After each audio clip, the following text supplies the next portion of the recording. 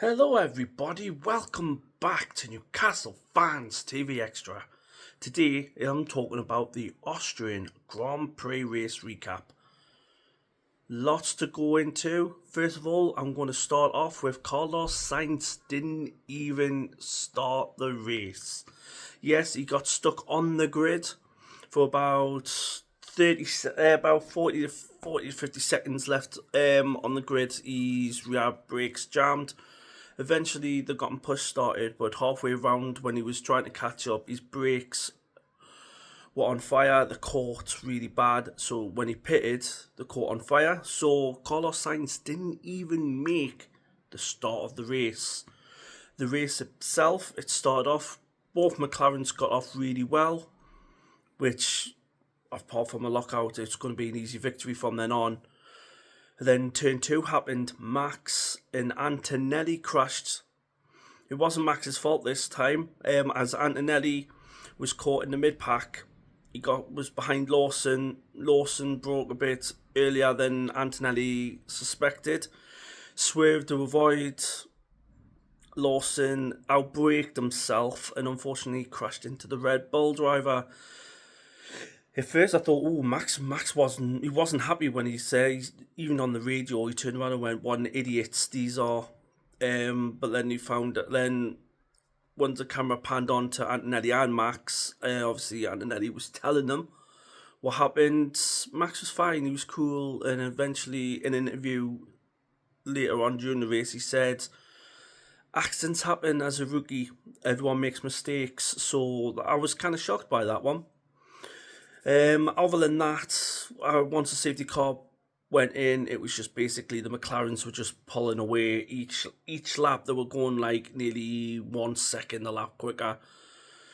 And then Lando going quickly as he can, setting fastest lap. Oscars responded back, and eventually in about lap 7, lap 8, he was in DRS. And I was thinking, oh no, not again, please not Canada. Don't take each other out, just drive.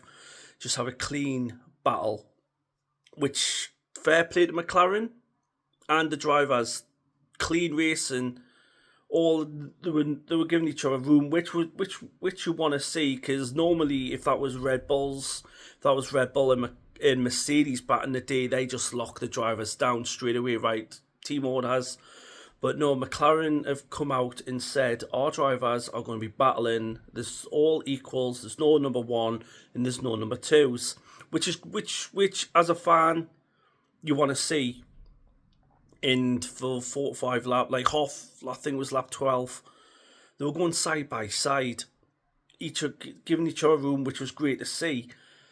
And I was on the edge of my seat. I was like, yes, this is what I like to see. Really close to close racing, but not taking each other out. Oscar dived down turn 2, and Lando knew exactly where he was going, placed on the outside, did the cut back, and then obviously got the DRS back and got back into it. They did it like they went side by side for nearly 3/4 of the lap, which is great to see.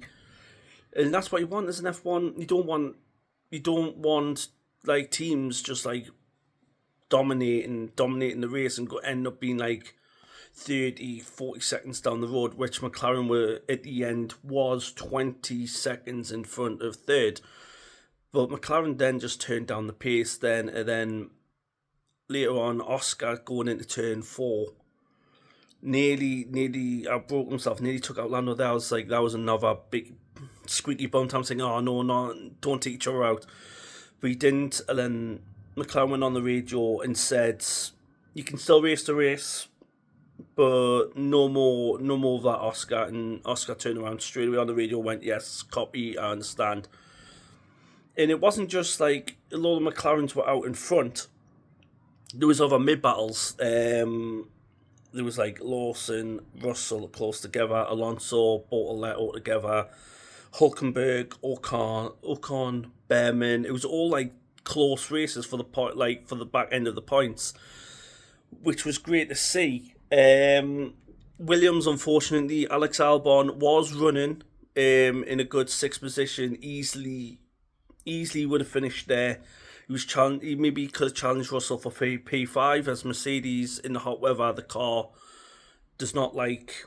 In hot weather, the Mercedes, I've noticed all season, is struggling with the tyre wear, can't can't keep the tyre temps down to keep because overheating all the time. But then unfortunately, Albon had an early pit stop. I was thinking, ooh, that's a bit. When I was talking to my partner, I was thinking that's a bit early for Albon to pit there. And I was well, he may be going on the long run because Albon is great with tyre wear. But unfortunately, I came in the pits and it was the same problem as Carlos Sainz, struggling with the brakes. They were kind of like interlocking, which isn't a good thing. So Williams did the right thing and retired the car. Other than that, it was another funny battle. It was for P7. It was Fernando Alonso and Gabriel Bortoleto. Obviously, if you don't know, Bortoletto's manager is Fernando Alonso, so that was kind of like a funny battle.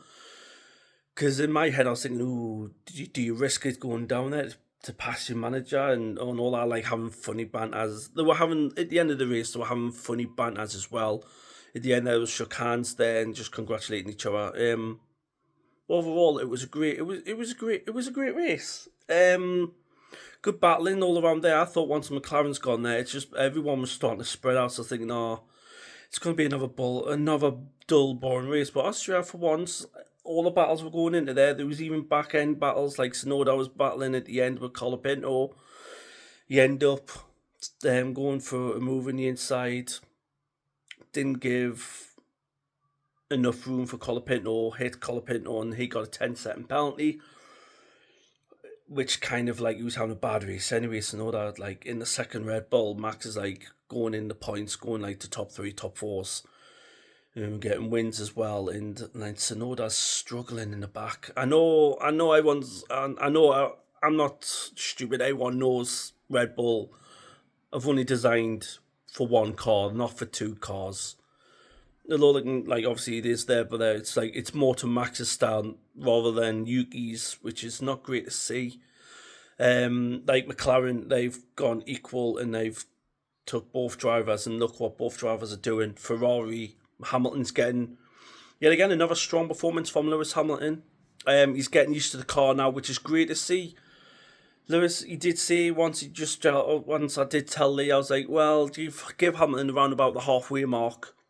You'll be gelling in with the team, a new race engineer, and he'll start coming good. And he is starting to get them good results and challenging Charles, which was great to see. That's what you need to see. Like, this season, it's just unbelievable with the points going on there. Like, all the constructors have scored points this season. Last season, Sauber didn't get any points.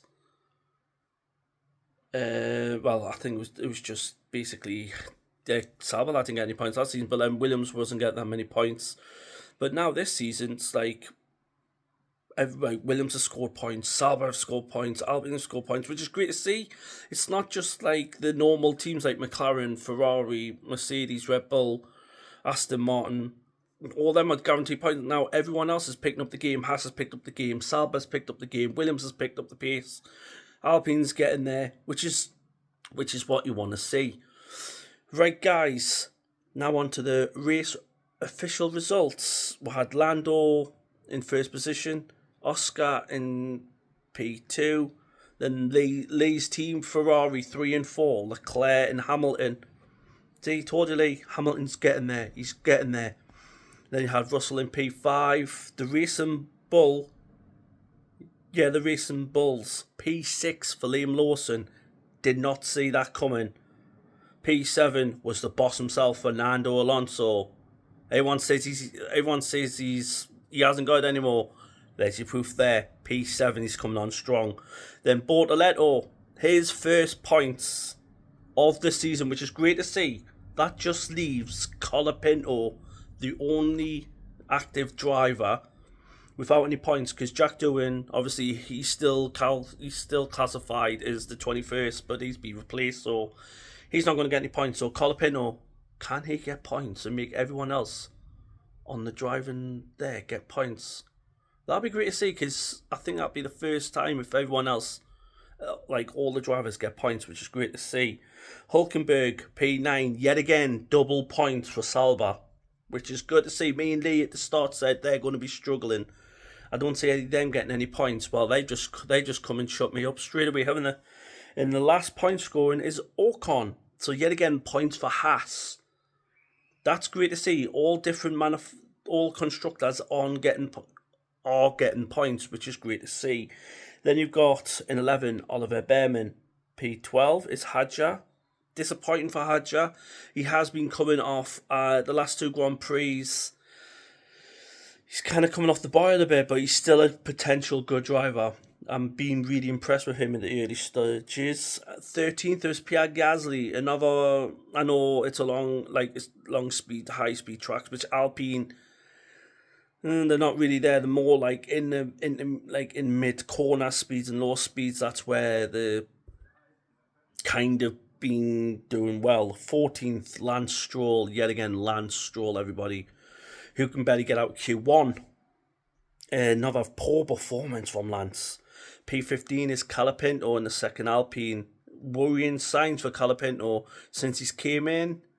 Has he done a better job than Jack Doohan? No, I would say Jack Doohan's done a bit better. He's been a bit more competitive, closer to Gasly than Colapinto has so far. P16 is Yuki Tsunoda. The second Red Bull down in 16th.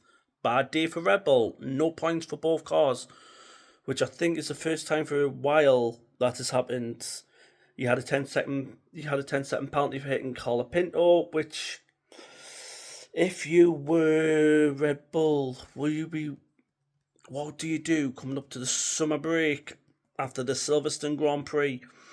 After Silverstone next week, there will be a 3-week break. Is that when Red Bull are going to sit down and go, right, what can we do? Is there any testing we can do to Tsunoda to try and help them to better second half? They need to do something to help Yuki because it's not fair on him. Like I say, he is a talented driver. Where at the start he was doing wonders for racing bulls. You know what I mean? It's not Yuki's performance. It's the car that's it's not to his liking. The DNFs, Albon, like I said earlier, brake failure. So they had to retire the car. Antonelli, 18th, DNF, collided with Max Verstappen, who finished 19th. And then Carlos Sainz Williams, who didn't even start the race with brake failure. So that is the recap of the Austrian Grand Prix. If you've got any comments or you want to comment down below, I'll answer them for you. Any F1 questions, if you want to know any more details about F1, I'll be more than happy to answer for you. Remember guys, subscribe and like this video guys. I'll see you in the next one. See you there.